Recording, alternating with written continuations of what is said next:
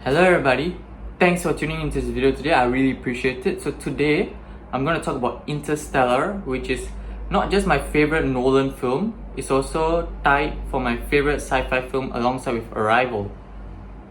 So I've seen Nolan films ranked in many lists like IGN, Studio Binder, Collider, Rotten Tomatoes. By the way, Studio Binder is an incredible YouTube channel for filmmakers. Definitely go check them out if you haven't.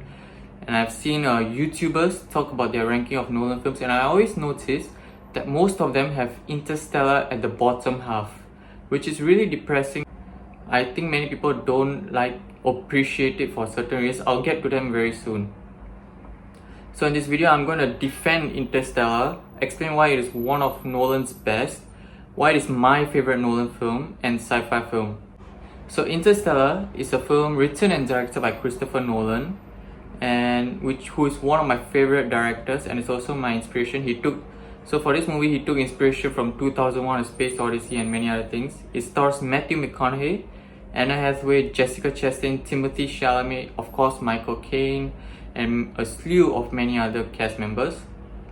The basic plot is this. When resources like food starts depleting in the world, an ex-NASA pilot with a team of others is tasked to find a new planet for humans to inhabit. The first part of this film, we are introduced to Cooper, played by Matthew McConaughey, and his daughter, son and father, basically the entire family. They are in this farm where they have corns and things. And Cooper is someone who already left NASA years ago, and he lives with his family at this farm, and he's also lost his wife.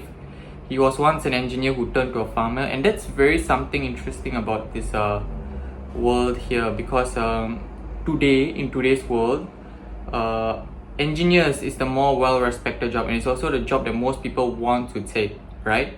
But in this world where food is depleting, farming is the more respected job, which is quite interesting worldview. It's quite the opposite of how it is today. I wonder if how real this would be if our world is really depleting of these resources. There are also times when we see these dust storms and showing the impact it has on people's health. Then there are also these clues dropped from time to time with gravity and other things where there are coordinates, and it makes us think how this is even possible. It says something about another dimension and things like that. They are giving clues here and there. Nolan is giving clues here and there, and I really like that, by the way. It's making me think, making me participate in the movie more.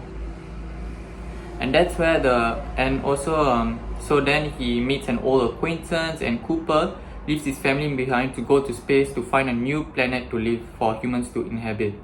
And that's where the main emotions from this movie comes from, between himself and his daughter Murphy, whom he left behind on Earth. This is Nolan's most emotional and visually mind-blowing film ever.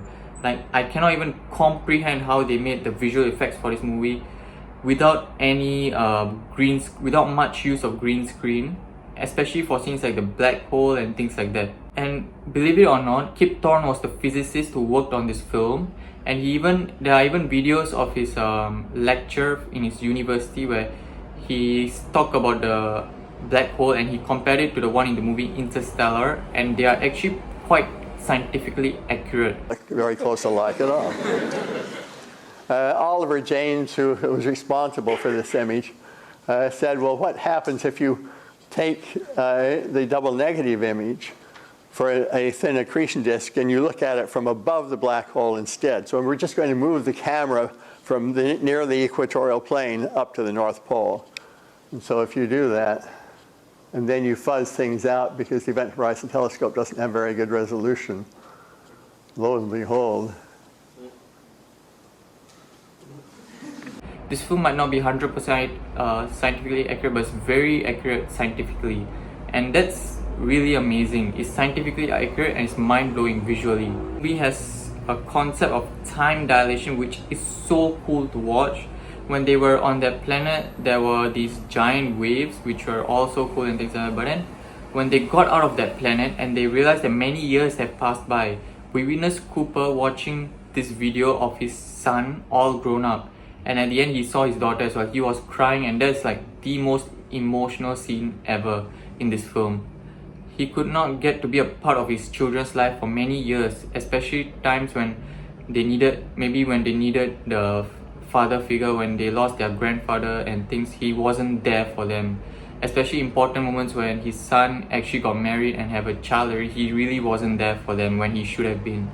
So for those reasons, this movie is really amazing. Really sad also, very emotional. Matthew McConaughey deserved an Oscar for this movie. Let's face the facts. He won for a different movie basically, and he shouldn't have won for that one. He should have won for this one. The musical score by Hans Zimmer itself is a masterpiece. Hans Zimmer is a genius. And then we get to see some twists and turns, knowing that there was no hope for humanity on planet Earth in the first place. They actually wanted to start a new colony. That's why Cooper and this group was sent away outside of Earth. And then we see Matt Damon, whom I have to say I was very surprised to see him because I did not expect him to be in the movie at all. But yeah, there he is, who tried to kill Cooper and took an airship for himself. And then the airship explodes, and behold, we witness one of the greatest moment in this movie, where this ship is, after exploding, is spinning on top of this planet. And then we also hear this musical score by Hans Zimmer. What a masterpiece of a scene that was. Both the music and the scene really work together very well. Hans Zimmer is a brilliant composer. Then we come to the black hole. Cooper falls into the black hole so that Anna Hathaway's character can be saved. Newton's third law of motion, of course. Cooper falls into the black hole and then falls into this abyss. There we see Cooper regretting his decision of leaving his daughter, because he's seeing all the moments when his daughter and him talk to each other, and his daughter trying to stop him from going. And then there was this scene where Anna Hathaway in the earlier part of this film spoke about something about love, which was a very important scene, because now we get a full circle moment where we see the love between Cooper and his daughter displayed in this place, in this other dimension, where they are trying to communicate with each other and things like that. I think this is the part of the film that did not work for many people because it didn't make sense, and I see where you're coming from. I really see where you're coming from. But for me personally, the scope of this film was already very big, so I did not try to make sense of anything of what's going on, and just went in and thoroughly enjoyed it. So it didn't bother me at all. Another criticism I see is that there was too much exposition here and there, and I have to disagree with this, because I thought the expositions were not too much. They were at a necessary level so that we can understand the film and the things that's going on, the important parts of the film, that's what's going on. So yeah, I tend to disagree with this statement. And we near the end of the film where we realize that this entire time the gravity and all the clues that we've been seeing of another dimension was caused by Cooper himself.